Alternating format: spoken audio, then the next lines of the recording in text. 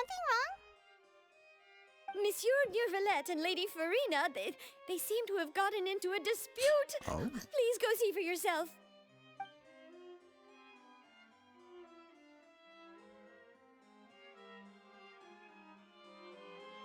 Like I said, I've already explained everything. And yet the problem has not been properly solved. There is little space for excuses between us. It is not my intention to offend you, but please, tell me where you stand. You are the Hydro Archon Focalor, are you not? Look at this. This is a list of the victims from the recent Poisson incident.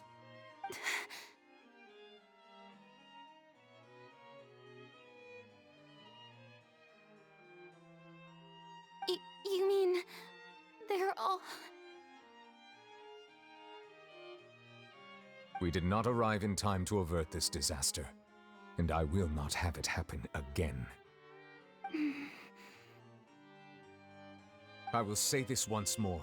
You must tell me everything you know. Yesterday, I found 3 stone slates in some ancient ruins near Poisson. Do you know anything about those? Seriously? You're questioning me like this is a court case now. I don't know anything about that. But you found them in some ancient ruins, you say? That's correct, which is why I came to ask you some questions. There should have been 4 slates, but one of them was missing. The other 3 feature different images that seem to correlate to the prophecy. The prophecy? The second of these slates depicts the previous Hydro Archon Egeria kneeling before a floating island in the sky, as if confessing something. Do you know nothing of this either? I don't. I've never seen such slates. I'll ask you again. Do you really have no information regarding the previous Archon? My deciphering of the slates indicates that the Hydro Archon Egeria once had to confess to, or apologize for, a certain sin. If anyone would know about it, it should be you. All gods don't have the same secrets, you know. She was herself and I'm me. Is it really so strange that I know nothing? I understand your concerns, but I'm sorry. I just don't have anything to tell you. Forgive me for saying this now, Lady Farina, but I have long known of your various secret investigations into certain matters. There are several indications that you have been investigating the prophecy on the sly. This is not strange in itself, considering that you are the Hydro Archon.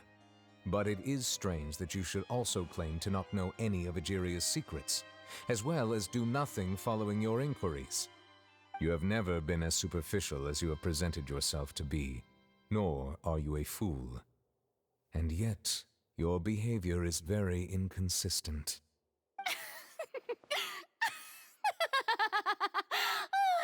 So you've been watching me all this time, have you?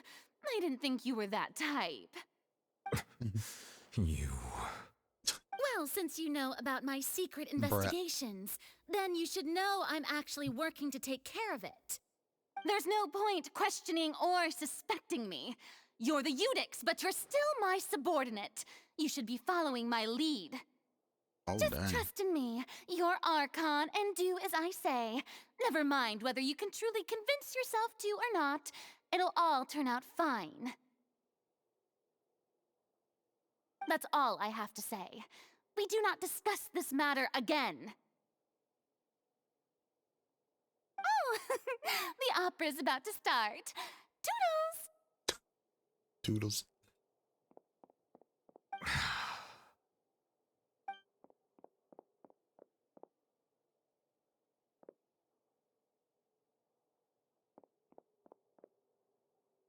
Did Farina not notice us standing by the door?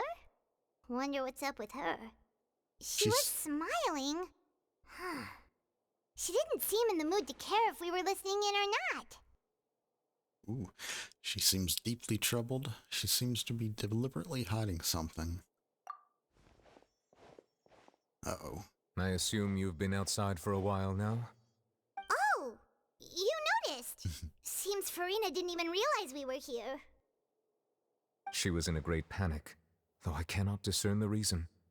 Our discussion reached impasses time and again, a state of affairs that we cannot allow to continue. Still, I do not understand. Dialogue is the basis for understanding, so why did she keep refusing to engage? I'm afraid questions alone might not suffice. We need to make her understand how dire the situation actually is. I think she knows. Everyone in her inner circle has noticed that she is hiding some secret. The issue is her attitude. I fear that she will not reveal anything unless absolutely forced to. We may have to create a situation in which she will have no choice but to speak. Oh? Like what? Normally, people will only reveal the truth when standing trial. Perhaps we must have the Hydro Archon experience just such a scenario. But Farina's seen so many trials, and she's really good at dodging questions. How do we make sure that she won't just slip away at the first chance she gets? We will need to consider this thoroughly, join forces with various parties, and then do what we can. If at all possible, I would prefer to recuse myself from this affair, but we must prevent the prophecy from coming to pass. This may be cruel to her, but all Fontaine is in crisis. The information a god possesses is too precious, and so we must take a chance on this. In that case, we will need help. But who will lend us their aid to do such a thing? Oh, I think I know who to call. Is it going to be the Chino? A few days later on a boat somewhere in quiet Poussin.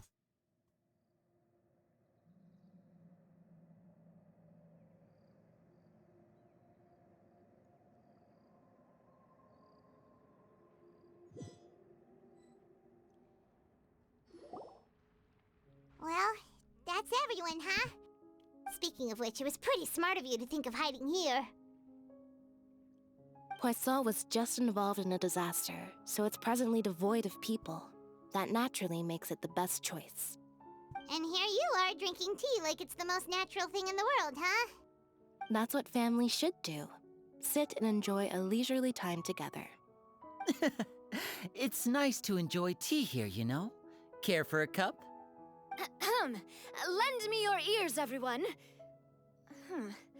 Or perhaps one of you might like to start us off.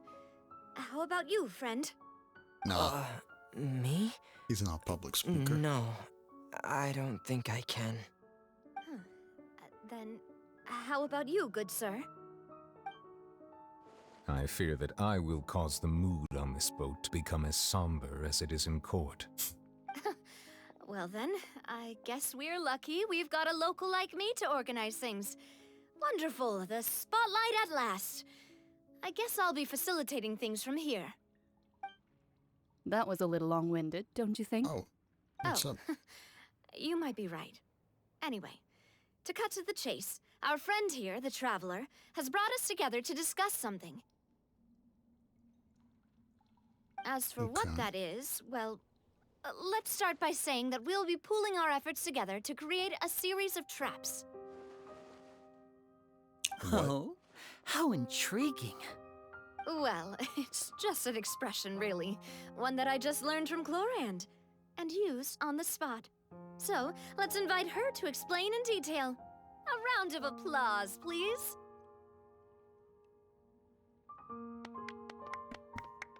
Huh? Didn't you say that you Claps. would be facilitating this? Oh, come now. Your work doesn't involve much public speaking, right? This is a good chance to practice.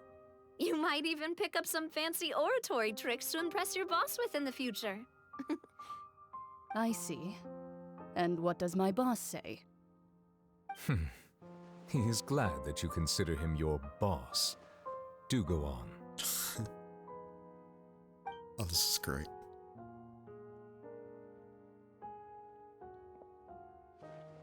In that case, do any of you have experience hunting? Not that I recall. I'm a Fremine and hunter. I once used a wooden stick in a basket to catch wild rabbits when we were younger. as for Lynette... Just like Edward Elric.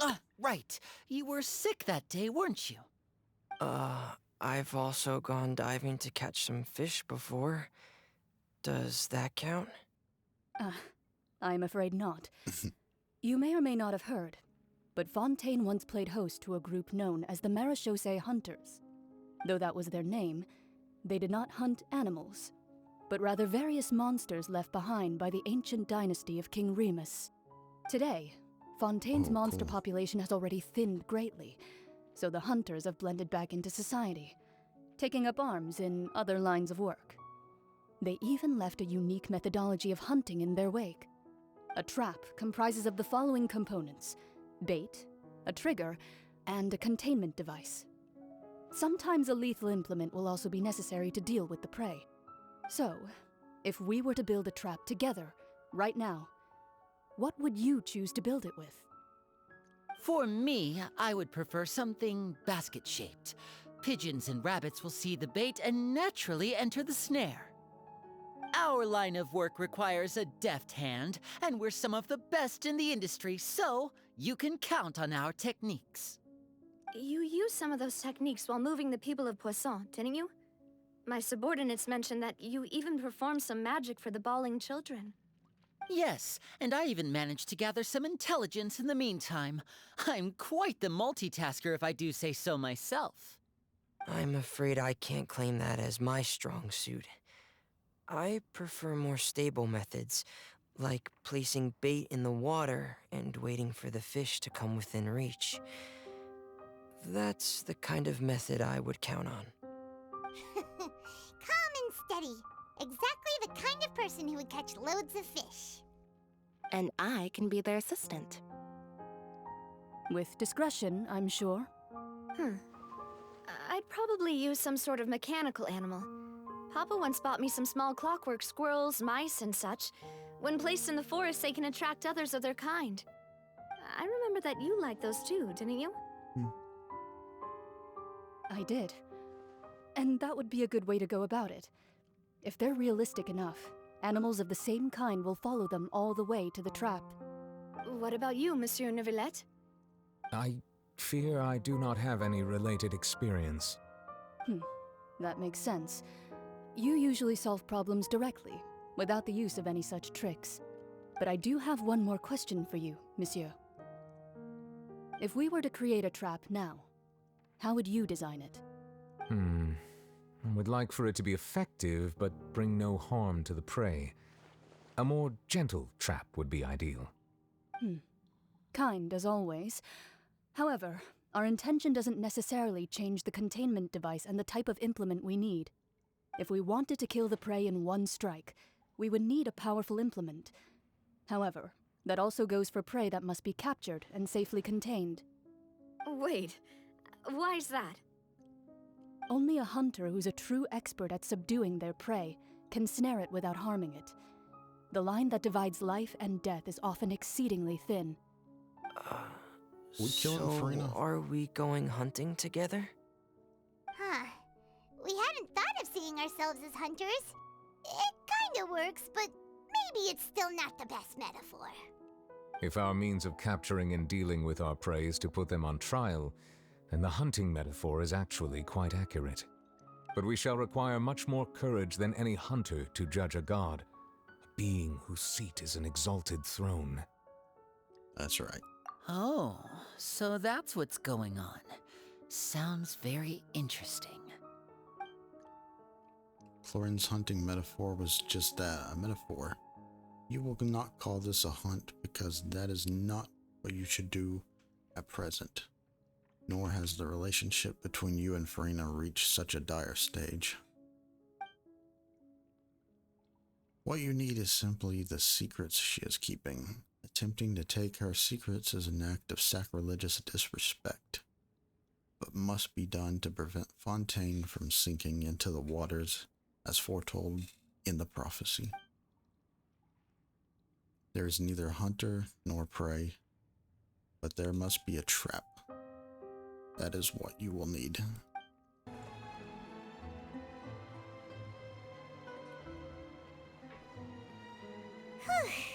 It's been a a tough few days, hasn't it? So much has been happening. Those meetings sure did make me hungry. Paimon didn't think the meetings would go on for so long, but everyone seemed pretty fired up, huh?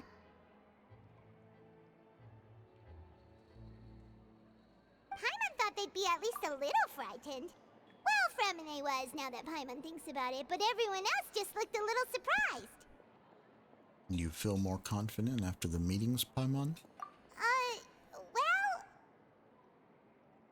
It's hard to say. Paimon doesn't have any experience with this sort of thing.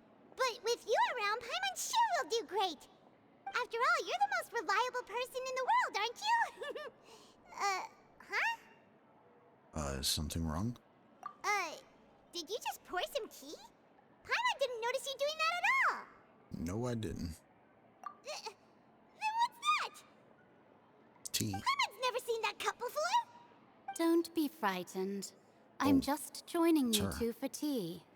I merely refrained from saying anything till now. Who's that voice? But there's no one here. Aw, There's tea. have you forgotten me already? Wait, you are familiar. You're the voice we heard from the sky in Sumeru.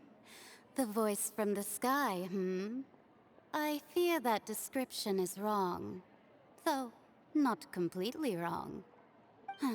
You're feeling lost now, just as you were feeling previously.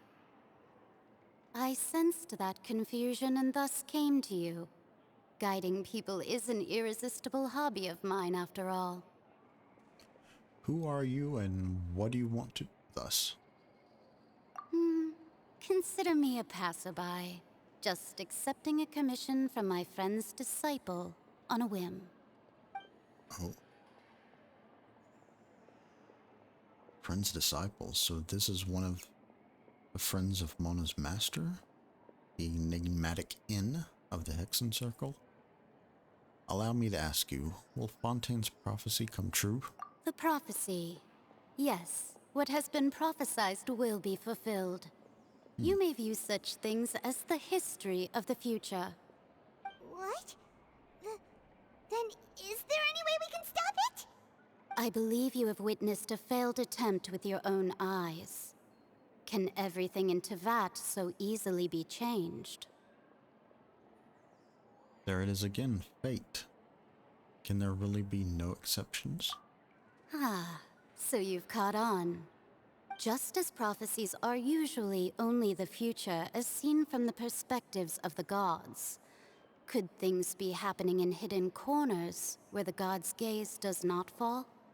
Are the things that you shall see different from the fate that the gods perceive?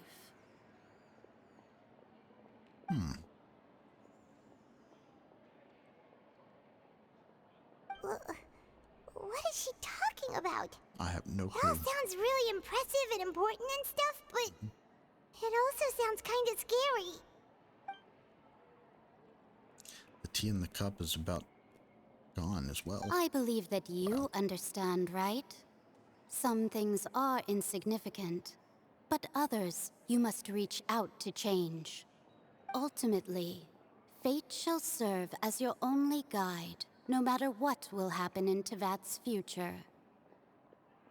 All you need to do is to play your part. This was good tea, by the way. Thank you for your hospitality. Well, that'll be all for today. The voice. It's gone. Mage Inn. Is this the clue you're leaving for us? The unexpected news leads to When you woke up, someone seems to be outside. What? I want to hear someone talking. All right, coming. You're getting more diligent, Paimon. Hey, it's you who's getting lazy, okay? Probably. Well, I see I've walked in on some lively banter. Mona! How have you been these past few days? Fine, just fine. I went to take part in that Steambird panel. It turned out to be more interesting than I expected. not all Fontanians are pessimistic about this. One journalist mentioned that sitting around and waiting for the end to come would be wrong, and that they should make their own rescue preparations. I agreed, so we had a brief chat with her. Did she have pink hair by any chance? Why, yes! It was Charlotte. You remember her, right? That daredevil journalist? I'm in full support of her view. Prophecies are very important, but how can people allow their lives to be commandeered by just a few words? That's right! Paimon's glad to hear something sensible for once. Ah, yes. About what we had discussed before. I did try, but I'm afraid I couldn't reach the old hag. I'll try again tonight, but I wouldn't get your hopes up. Actually, somebody already came over. Huh? She brought tea. You tell Mona about Goodness her mysterious gracious. guest. Are you serious? I believe she came to pass a message to us. She said that even the god's gaze has blind spots. Pretty bold if you ask Paimon. Most people would believe the gods to be all-knowing, right? The Hexen Circle members are certainly anything but ordinary. As for the mage named N, the old hag has mentioned her a few times. She said that N's sense of direction is incredible, and that she loves guiding those who are lost. But I've never met her, and if she were still alive, she'd be... well, suffice it to say that the hag's at least a few hundred now, and N's been around for longer than that. Whoa, the Hexen Circle sounds like a scary group. But they must really stay in shape to live so long. Their abilities That's alone it. are pretty terrifying. If she came to see you personally, then the problem you're facing must truly be of great importance. Well, it's not like Paimon could understand anything she said. Yes, she was quite cryptic, but I suspect she means that there is still a way to turn things around. She didn't say when or what that would be, though, so... perhaps it is something that you cannot know right now.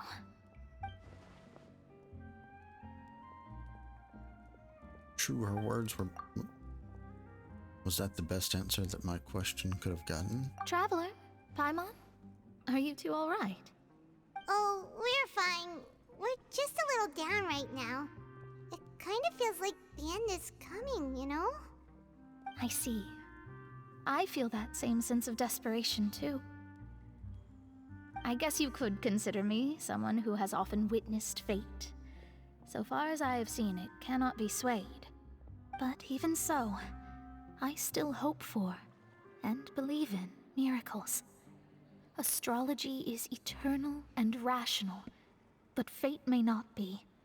It is cruel, but it can also be beautiful. Perhaps that's what En was trying to tell you. Not to lose heart, and to believe that what you are seeing playing out before you is not yet set in stone. I did originally think of steering clear of all this, but I couldn't. Even if this is all futile, I still wish to help everyone. If we don't struggle to the last, then how can we face the end when it comes? Huh. You do have a point. There I go, talking about astrological principles again. Sorry about that. The moment I start talking about work-related stuff... I need to get going. Don't worry about it, Mona. Thank you. It was worth trying to comfort you, even if only a little. I believe that you'll help those who are struggling in the same way I did. I suppose that might be why we always seem to meet by coincidence. Paimon feels kind of moved by what Mona said. But also kind of sad, too. Hey, Traveler. Paimon suddenly feels like going outside for a walk. Let's go. Let's walk around the city, shall we? There's a few spots we always like to walk by. Huh? Our names are written in this newspaper. What's going on? Maybe we're famous. Let Paimon see! The underwater stronghold, the Fortress of Meripede, has continued in its noble autonomy, but that does not mean that others cannot interact with it. My recent attempts to enter the fortress bore little fruit. Huh. Guess Charlotte still hasn't given up on that. Trying to break into prison. Thus, did an Outlander friend become the focus of this report. A blonde adventurer with their white fairy legends trailing in their wake. It is said that this mysterious traveler once visited the underwater fortress. So while the fortress's interior remains a mystery behind closed doors, do not fear, for the tales of the traveler contain surprises in spades. Journalist Charlotte's biggest scoop yet, the Traveler's Trail, World Walker. Huh. Charlotte took so many awesome photos of us and we never even noticed her. She hasn't been able to get a hold of anything at the fortress, so since we're easier to find, she's using us as the subject matter instead?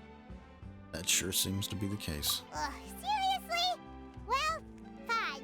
Those headlines and photos do look cool, so Paimon will forgive her this time.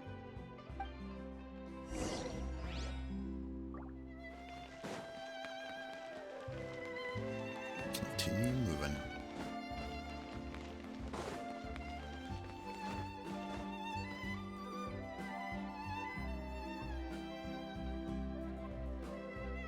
We're here! Paimon's hungry. Should we go in and get something to eat?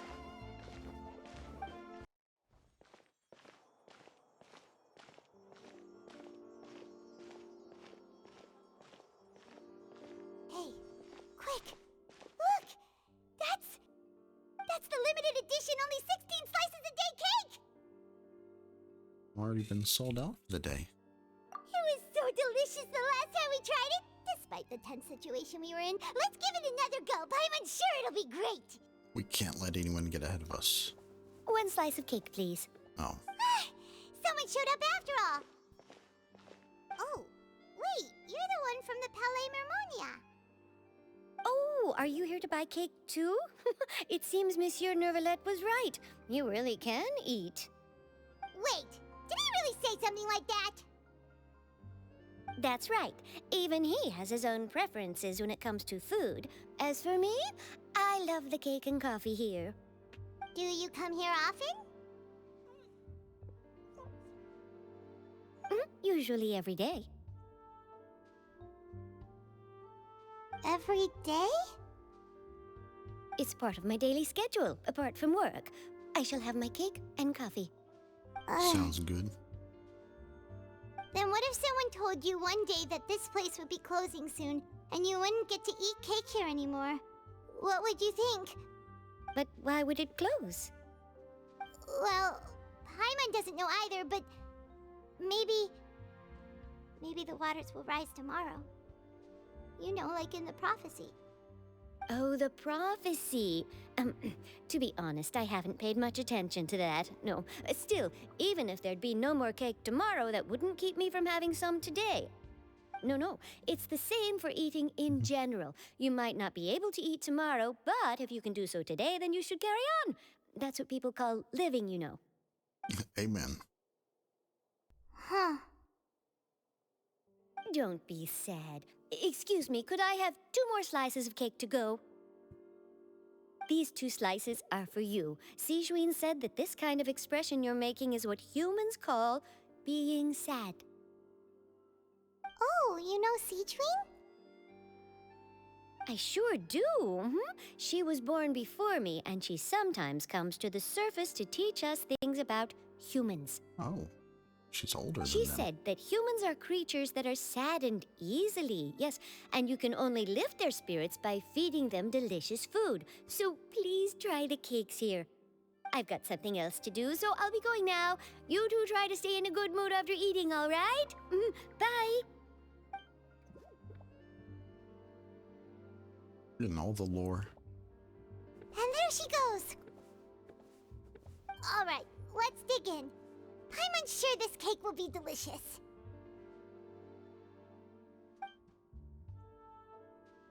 You share a glance with Paimon and It's more delicious than eat last the cake, I'm time. assuming. And the flavor gets even better with a sip of tea. It sure would be nice if we could come again tomorrow. Sure would be nice if we could always eat delicious food here. Oh, we're near the Steambird office. Let's go look for Charlotte and have a chat.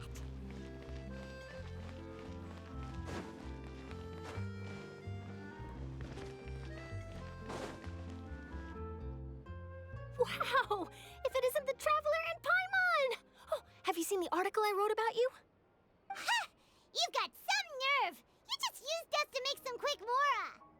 You negotiate a profit split? Oh, you needn't worry about that. I heard that you were in Poisson some time back, so I sent you a letter to discuss just that. It appears you didn't receive it, though. It's all right, though. I've set aside the amount intended for you.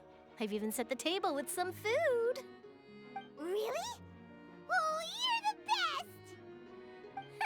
You're almost a little too easy to win over, Paimon. If I were a journalist with ulterior motives, you'd be in trouble now, you know. Oh, Paimon knows you're not like that. Still, what brings you here all of a sudden? Were you looking for me?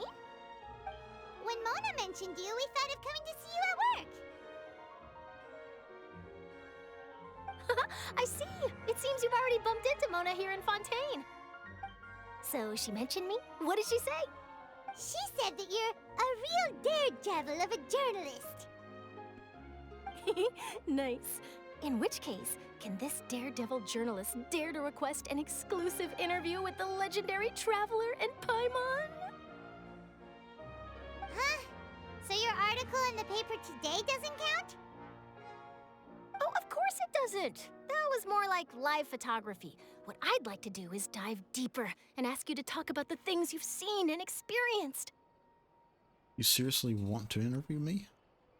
Yeah, are we even qualified enough? Why not? If I say you're worth an interview, then you're worth it. But not right now, of course. I'll need a few days to prepare.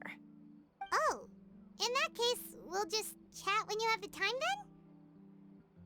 Oh, so that's a yes? Ooh, splendid! I'll tell the editor-in-chief immediately. I'll have to apply for lighting, a venue, some props, and... Whew, so much to get done now. Talk to you later. Wait, Charlotte, Paimon's still got a question for you. And what's that? If, just for example, Fontaine were to be flooded tomorrow, what would you do today? Huh, that's the prophecy you're talking about, isn't it? I mean, I do hear about it often, but I've never once thought that the day could be tomorrow. If you're seriously asking, then I might try and think of a way to leave Fontaine. Oh, but I'm still a journalist first and foremost. That means I have a duty to be reporting from the scene. And secondly, I wouldn't forsake my homeland that easily. From what I've seen, most people don't know what they'd do should the worst come to pass. In truth, it might be better just to behave like normal rather than worry over such an end. So in all likelihood, I'd probably still be prepping at the office for that interview of ours. I know what you're thinking. That sounds a bit sad, but I've always believed that it's best to do what you enjoy. Just think about it. If this nation really were to be suddenly destroyed tomorrow, but I still successfully finish an exclusive interview with a truly unique person, then the story I would wind up writing would truly be timeless. And then do you know what I'd do? Well, I'd write that story, send it for printing, and use messenger pigeons to get copies out to the various nations as soon as possible. I'm not a dreamer, nor am I a workaholic, but I do love my job, and I'd be proud of leaving such an article behind. I guess you could say that I was born to be a journalist. But anyway, that's my answer. And on that note, I'll get back to my preparations. That's so nice. All of a sudden, Paimon actually kinda envies her. Anyway, let's go and take a look at the sea, shall we? The sea breeze and scenery can be a pretty soothing combo, huh? Paimon's been thinking. Yes? If it wasn't Fontaine, but all of Tevat that would be destroyed tomorrow, where would we go and what would we do? No, Paimon should ask, if you could choose, what would you like to do?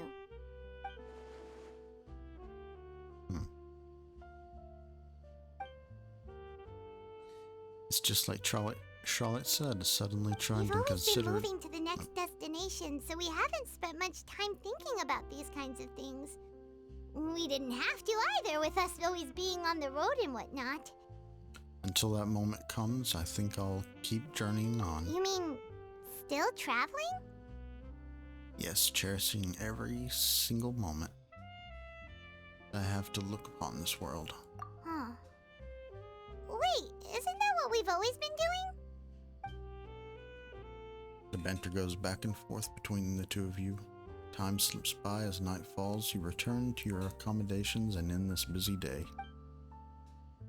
The next few days are just as calm. Charlotte comes to find you and conducts the interview in Spina di Razula's safe house at Fluvsundre. Navia, having finished her business in Poisson, even drops by to take a photo with the two of you. All goes well. Aw. Feels like you'll grow mold if you stay here long enough. But it's still better than the Fortress of Meripede, that's for sure. It's not only damp there, but salty too. You. Ah, so the two of you are still here. Wonderful. Oh, you're from the Palais Mermonia, aren't you? Yes, I'm Isadora. Monsieur Nervillat sent me to look for you two before. I heard that afterward you went to the Fortress of Meripede. So are you under the impression that we might be wanted criminals?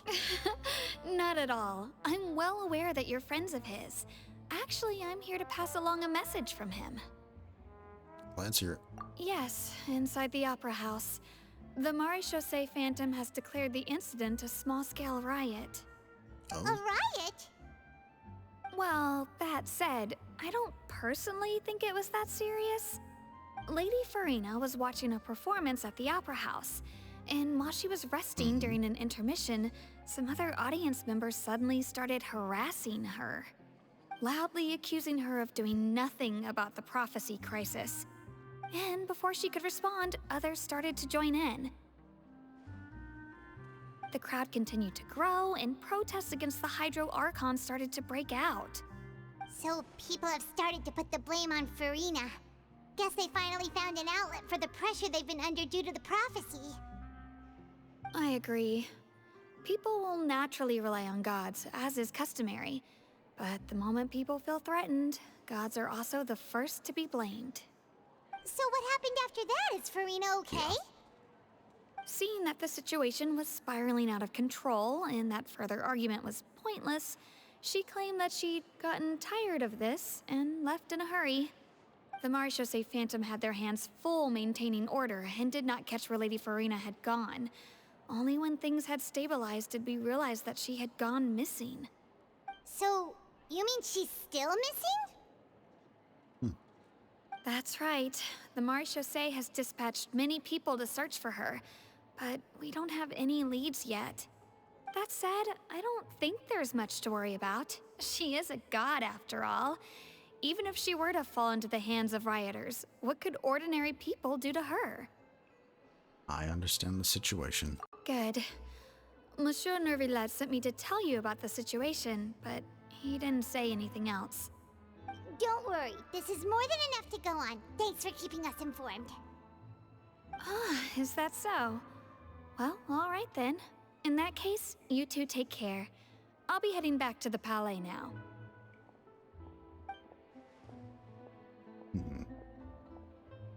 Well, sounds like we should hurry over to Poisson then. You sure caught on quickly. If we know Farina, she won't try to fix things in this situation. Instead, she'll look for a place to wait out the heat. And as we also know, she may be loud and dramatic, but she doesn't have a heart of stone.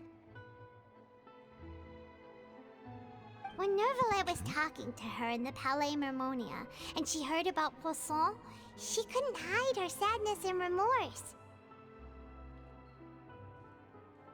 It would be hard for her to ignore being accused by the public today. Paimon thinks Farina's probably taken the opportunity to slip away to Poisson and try to relieve the sense of guilt that she's feeling. Huh. Well, what do you think? Paimon knows the answer, of course, but Paimon can do the analysis to back it up, too. Cool, huh? I see becoming a detective has done you some good. Looks like those detective novels have all had an effect on you.